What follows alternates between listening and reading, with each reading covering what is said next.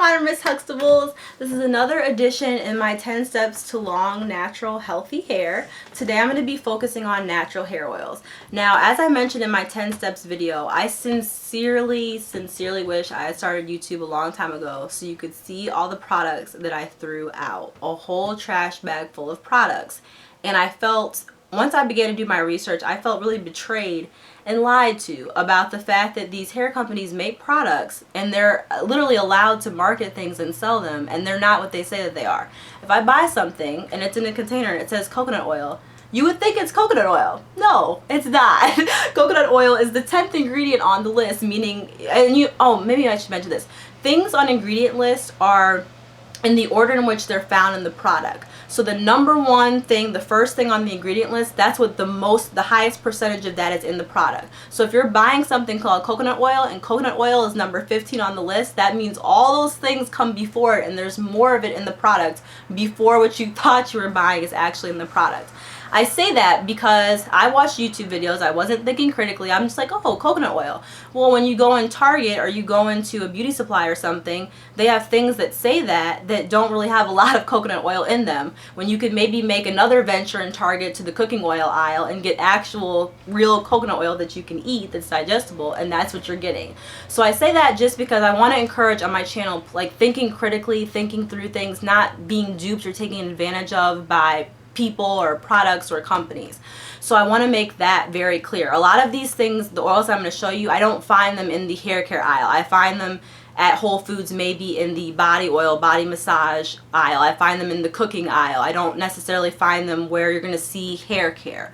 So you have to really think critically about that. Also, I would encourage you, if you have the money to do so, I hate saying this because sometimes people have invested a lot of money in products and they feel like, oh, I'm starting from scratch, I spent all this money on these things and now you're telling me I can't use them or they're bad. So, I mean, think about it. But at the same time, start to go through the products that you have and see, like, am I stagnant in my hair growth? Has my hair not been growing? Is it because possibly the products that I'm using are suffocating the hair, not allowing it to breathe, not allowing it to be nourished really or moisturized like the product says that it's supposed to be doing? So I just encourage you to think about that. That being said, I want to do a little bit of background on oils because a lot of times, once again, I feel like natural girls or people on YouTube say, use grapeseed oil, use avocado oil, oh, I use sweet almond oil, I use rosemary oil, and then you have this list of 25 oils and it's like, which one's better? Which one do I use? That girl used this one. Should I buy 20 oils? And it becomes overwhelming and you don't know what to do. So I wanted to break down the oils into two categories for you guys that kind of helped me conceptualize natural oils a little bit better. The first category is oils that are going to actually penetrate your hair shaft. So these are meaning oils that can actually get into your hair and moisturize and nourish from the inside out. They're actually able to penetrate your hair shaft. The difference between oils that can penetrate your hair shaft and oils that coat your hair shaft, that's the other type. Oils that sit on top of your hair and don't actually get into the shaft.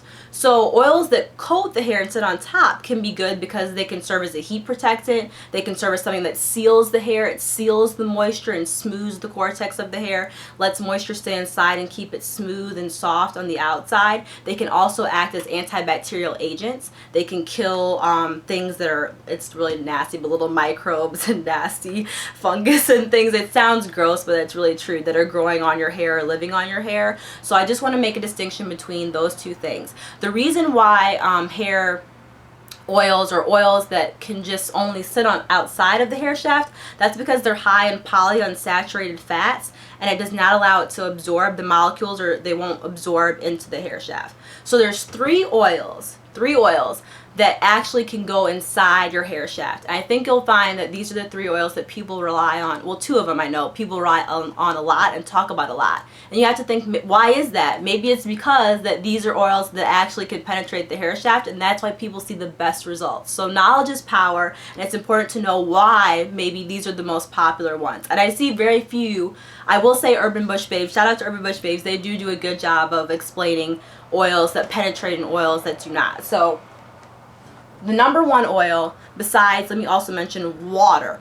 Water is obviously not an oil, but water is the number one thing that will restore moisture into your hair and will restore the correct balance. So you have to be putting water on your hair, especially when your hair is in its natural state. When I'm curly, I'm always putting water on my hair at least every 2 days. So aside from water, coconut oil is probably the next best thing to get moisture inside your hair shaft. Coconut oil actually has the ability to penetrate the hair shaft. That being said, anytime I get oil, now it's so interesting, the world, when I first went natural, when I first started doing my hair, Miss Jessie's was not in Target, Kinky Curly was not in Whole Foods. You had to order those things online, nobody knew about them, and now it's in Whole Foods today, and virgin coconut oils in the hair care line, and it's just like, power to the people. But we're getting progressive and thinking more about these things. But most of the time I get this in the cooking oil aisle. If you're in the regular grocery store, or you're in I don't know, I guess somewhere else, you probably have to get it in the cooking aisle. But always make sure that you're getting organic. Always make sure that you're getting virgin if possible, and always make sure that it says unrefined. So once again, thinking critically, you want something that's as little processing as possible. Think about the difference between getting white sugar and getting brown cane sugar. Think about the difference between getting like processed artificial honey and real honey or agave nectar or something. You want to get things that are as little processing as possible, as close to nature as possible. That's what's best. So I like this brand. It's called Spectrum. I guess it has the gold standard for superior taste. I don't eat it. I just put it in my hair. But it's organic. It's USDA approved organic. And it is what it says it is. I normally get this in Whole Foods. If you see it on sale or a deal, try to stock up or get them. The other thing that's important about these is when you get things that are high in petroleum or high in mineral oil from your beauty supply, those things have a very high shelf life. They'll last forever. That's not good. Think about food. When you're getting things that are high in preservatives and crap, if you've ever tried the test at your high school or just for fun, like leaving a McDonald's hamburger patty out and it actually won't mold or it won't go bad, it's so high in preservatives that it literally won't rot.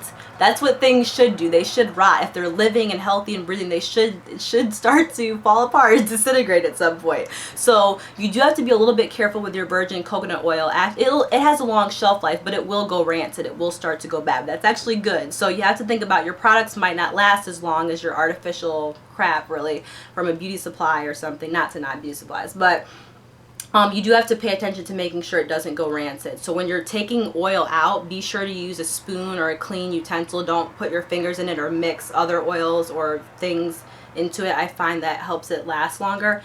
And to show you the consistency, my room is a little bit hot, so it's melted, but if you can see inside of there, it actually kind of is more of like a firm, it gets a little bit solid when it's cooler. And you can refrigerate it. You can store it in the refrigerator if you'd like. But as soon as you take the solid and put it on your hands, as soon as it touches your natural body heat, it immediately turns to a nice oil. And coconut oil, you can use this on your skin, you can use it on your lips, you can use it on your feet, you can use it for all types of things. One of my favorite lip balms that I had a long time ago was made from coconut oil, and they rarely make them, I don't know why, but coconut oil. The next oil that can penetrate the hair shaft is olive oil, and you hear a lot of YouTubers once again saying they swear by olive oil, they love olive oil in their natural hair. So once again, make sure that you're looking for something that says extra virgin. Make sure that you're looking for something that says also first cold press.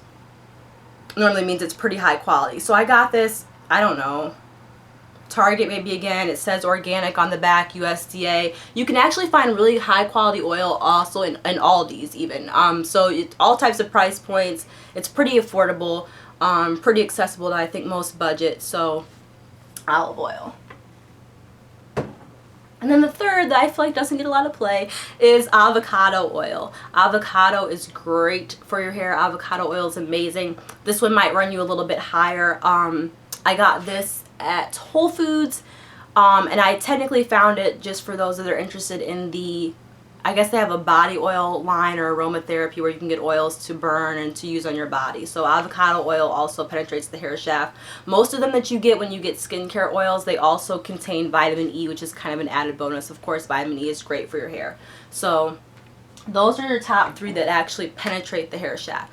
The rest are going to be oils that coat and go on the outside, but they're still really, really great. They sit on the outside of your shaft and they seal. So all of kind of the rest of the oils fall into that category. So you see a lot of people talk about castor oil or Jamaican black castor oil. What I will say about castor oil is it's extremely, if you can see this, it's extremely, extremely, extremely thick.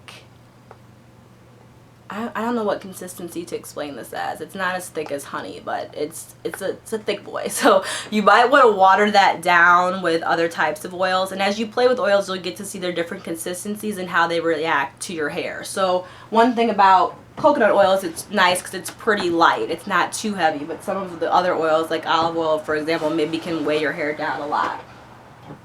Another oil that I like a lot and is great is jojoba oil. A lot of YouTubers talk about this and enjoy this. Grapeseed oil is, of course, another great oil that YouTubers use. Argan oil, of course, Moroccan oil company has probably made a fortune on this point using argan oil. It's great to use. I love using this when my hair is in its natural state because argan oil is very moisturizing, yet it adds a beautiful shiny sheen and it doesn't weigh the hair down. It's pretty light. Then, of course, you have sweet almond oil, you have carrot oil, avocado oil, rosemary oil, safflower oil. There's all types of oils. The list goes on. You can kind of do your research, but those are the ones that I have at the moment. I normally make some type of a pre-poo concoction from these oils, which means I combine whatever mixture I want, 4 or 5 of them together. I put it on my hair and then I do that before shampooing. Olive oil, for example, is a great tool to use before shampooing because it reduces the amount of stripping that shampooing will cause if you don't have a sulfate-free shampoo, which I would recommend, but it helps to restore and keep the moisture in your hair so that not too much is lost during the shampooing process. Last 2 things I wanted to mention to you guys were 2 other little tips for things that are kind of found at Walgreens or your beauty supplies. I know a lot of people probably see the Hollywood Beauty brand. I normally see this when I'm at the beauty supply at the checkout counter. They have the Hollywood Beauty ones, and this is carrot oil. And I just wanted to mention to you guys, soybean oil isn't great, and in a lot of these lower price little ones, I think these run like $3 at the beauty supply. Normally the first ingredient is going to be soybean oil. But then after that, they're fairly good. I mean, this has safflower oil, carrot seed oil, aloe leaf, vitamin E, keratin, horsetail, which I mentioned as a supplement in my vitamin, rose hips, pecan seed oil. So I just wanted to be sure I cover all the bases in terms of price points and different places that people have access to and can use as a resource. So, I mean, just be sure that you're reading the back. This one's fairly decent. It's usable. I do kind of mix it into my oil sometimes. So just be sure that you're reading to see what all oils come in these that kind of have a variety of oils. But once again, to prove my point, this says carrot oil on it. So you would expect when you get to ingredients, it just has carrot oil, but it doesn't. So they're not that bad, but I'm just saying to prove my point. And the last thing, I don't wear sew-ins anymore, but I thought this was such an incredible trick. One of my hairstylists when I was getting my hair done in Philadelphia put me onto this, and I don't promote this too much because Dr. Miracle-Gro's products in general have a very strong odor. This has a very strong, overpowering odor, and it's not, to me, it's not the most pleasant. So it's either you like it or you love it. But this is this is their Follicle Healer Energizing System Hydrating Oil. And it really stimulates the scalp. As soon as you put it on, you do feel kind of the tingling of tea tree or whatnot. It has tea tree, jojoba, castor oil. So it has a lot of those oils already combined. And what I loved about this and was genius to me at the time was the fact that it's actually in a dropper form.